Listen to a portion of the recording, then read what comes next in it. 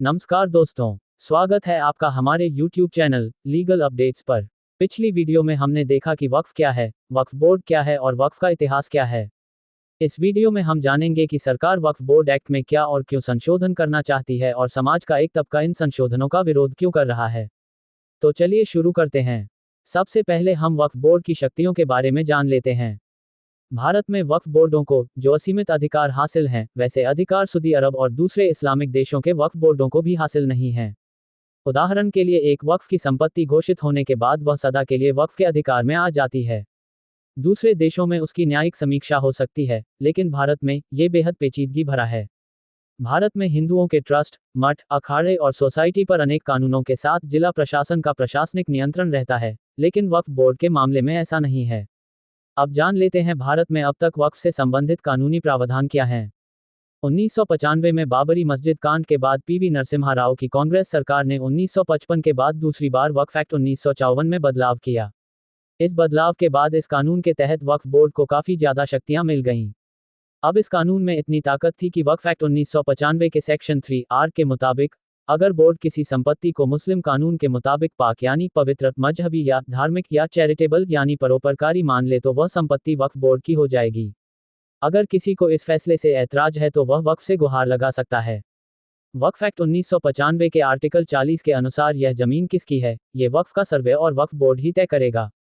अगर किसी को वक्फ बोर्ड के फैसले से ऐतराज है तो वो अपनी संपत्ति से जुड़े विवाद को निपटाने के लिए वक्फ ट्रिब्यूनल में जा सकता है। इस कानून की एक खास बात यह भी है कि जमीन या संपत्ति पर आखिरी फैसला वक्फ ट्रिब्यूनल में ही होता है। इस कानून के सेक्शन 85 के मुताबिक वक्फ ट्रिब्यूनल के फैसले को सिविल, राजस्व या अन्य अदालतों में चुनौती नहीं दी जा सकती है। 2013 में कांग्रेस की यूपीए सरकार ने वक्फ बोर्ड के कानून में बदलाव कर उनकी शक्तियों और अधिकारों को और बढ़ा दिया।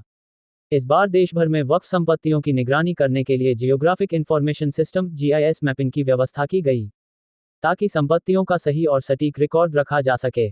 साथ ही यह ध्यान रखा गया कि बोर्ड पर किसी तरह का बाहरी दबाव या हस्तक्षेप नहीं हो। आइए अब कुछ उन मुख्य प्रावधानों के बारे में जान लेते हैं जिनमें संशोधन किया जा रहा है। पहला, पुराने कानून के मुताबिक अगर वक्फ बोर्ड किसी संपत्ति पर दावा करता है तो उस जमीन पर दावा करने वाला सिर्फ वक्फ ट्रिब्यूनल में ही अपील कर सकता था, किंतु नए बिल के अनुसार व्यक्ति ट्रिब्यूनल के अलावा राजस्व कोर्ट, सिविल कोर्ट और हाई कोर्ट में अपील कर सकता है। दूसरा, पुराने कानून में ट्रिब्यूनल का फैसला अंतिम माना जाता था, उसके खिलाफ न्यायालय में अपील नहीं कर सकते थे, किंतु नए कानून के मुताबिक ट्रिब्यूनल के फैसले के खिलाफ हाई कोर्ट में अपील की जा सकती है। पहले यह माना जाता था कि यदि किसी जमीन पर मस्जिद हो या उसका उपयोग इस्लामिक उद्देश्य के लिए किया जाता हो तो वह संपत्ति स्वतः वक्फ की संपत्ति हो जाती थी, किंतु अब जब तक किसी ने जमीन वक्फ को दान में नहीं दी हो, भले ही उस जमीन पर मस्जिद बनी हो, वह वक्फ की संपत्ति नहीं मानी जाएगी। पहले ये भी प्रावधान था कि वक्फ बोर्ड में महिला और गैर मुस्लिम लोग शामिल नहीं हो सकते, जबकि नए बिल में महिलाओं और गैर मुस्लिम लोगों के लिए भी वक्फ बोर्ड के द्वार खोल दिए गए हैं। अब सवाल यह है कि क्या वक्फ ट्रिब्यूनल के फैसले को सुप्रीम कोर्ट या हाई कोर्ट में चुनौती दे सकते हैं। सुप्रीम कोर्ट के एक वकील कहते हैं कि 2013 में वक्फ एक्ट में बदलाव के बाद वक्फ के फैसले से असहमत व्यक्ति को वक्फ बोर्ड या ट्रिब्यूनल के पास ही जाना पड़ता है। यदि किसी हिंदू या गैर मुस्लिम की संपत्ति को वक्फ की संपत्ति घोषित कर दी जाए तो भी वक्फ कानून के तहत ट्रिब्यूनल के पास अपनी बात रखनी पड़ती है। इसकी वजह से अदालतों का क्षेत्राधिकार कम होता है, जो संविधान सम्मत नहीं है। अब ये जान लेते हैं कि सरकार वक्फ कानून में क्यों बदलाव करना चाहती है। सरकार इस कानून में इन 5 वजहों से बदलाव करना चाहती है। पहली, सरकार वक्फ बोर्ड में 2 गैर मुस्लिमों को भी शामिल करना चाहती है। इतना ही नहीं, बोर्ड के सीईओ भी गैर मुस्लिम हो सकते हैं। दूसरा, सरकार कानून बदलकर वक्फ में महिलाओं की भागीदारी बढ़ाना चाहती है। सेक्शन 9 और 14 में बदलाव करके केंद्रीय वक्फ परिषद में 2 महिलाओं को शामिल करने का प्रस्ताव है। इसके अलावा नए बिल में बोहरा और आगा खानी मुस्लिमों के लिए अलग से वक्फ बोर्ड बनाए जाने की बात भी कही गई है। बोहरा समुदाय के मुस्लिम आमतौर पर व्यवसाय से जुड़े होते हैं, जबकि आगा खानी इस्माइली मुसलमान होते हैं जो न तो रोजा रखते हैं और न ही हज जाते हैं। तीसरा, भारत सरकार कानून बदलकर वक्फ बोर्ड की संपत्ति पर सरकारी नियंत्रण बढ़ाना चाहती है। वक्फ बोर्ड के मैनेजमेंट में गैर मुस्लिम एक्सपर्ट्स को शामिल करने और सरकारी अधिकारियों से वक्फ का ऑडिट कराने से वक्फ के पैसे और संपत्ति के हिसाब किताब में पारदर्शिता आएगी। केंद्र सरकार अब सीएजी के जरिए वक्फ की संपत्ति का ऑडिट करा सकेगी। अब जिला मजिस्ट्रेट के ऑफिस में वक्फ संपत्ति का रजिस्ट्रेशन कराना होगा। इस कानूनी बदलाव के लिए सरकार ने जस्टिस सच्चर आयोग और के रहमान खान की अध्यक्षता वाली संसद की संयुक्त कमेटी की सिफारिशों का हवाला दिया है। इसके मुताबिक राज्य और केंद्र सरकार वक्फ संपत्तियों में दखल नहीं दे सकती है, लेकिन कानून में बदलाव के बाद वक्फ बोर्ड को अपनी संपत्ति जिला मजिस्ट्रेट के दफ्तर में रजिस्टर करानी होगी ताकि संपत्ति के मालिकाना हक की जांच हो सके। नए बिल के पास होने पर इन संपत्तियों और उसके राजस्व की जांच जिला मजिस्ट्रेट कर सकेंगे।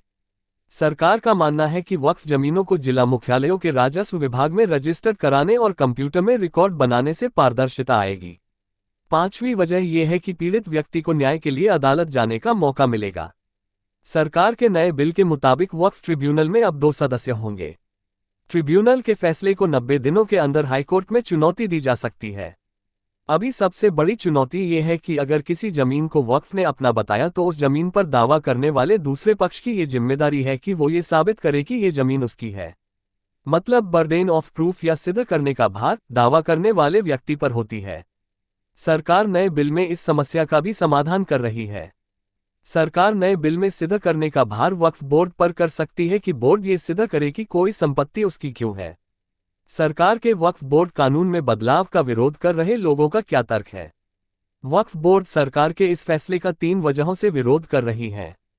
पहला, सरकार ने वक्फ से जुड़े लोगों से कानूनी बदलावों को लेकर बातचीत और रायशुमारी नहीं की है।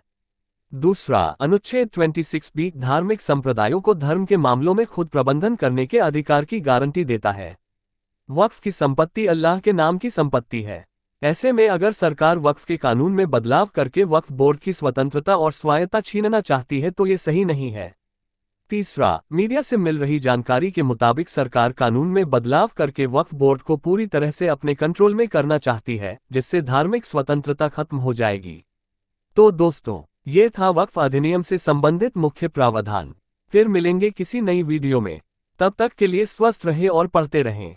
यदि आपको हमारे वीडियो पसंद आते हो तो कृपया उन्हें लाइक करें और चैनल को सब्सक्राइब करें और बेल आइकन दबाना न भूलें ताकि आपको हमारे वीडियो की नोटिफिकेशन सबसे पहले मिल सके। धन्यवाद।